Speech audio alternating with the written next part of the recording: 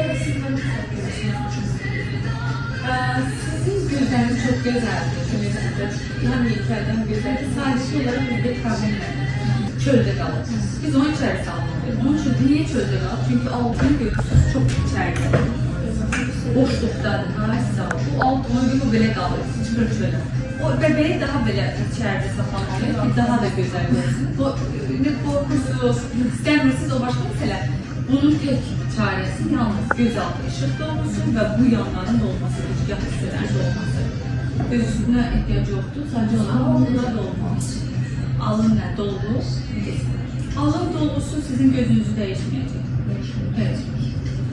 Alın dolgusunun göz forması. Yalnız dediğim gibi skeletimiz elədi ki arasını sen de buradan artık sümü içeri girir, gözaltı ve bura girir ki göz öne çıkır. Ona göre onu mütləq eləmək lazımdır.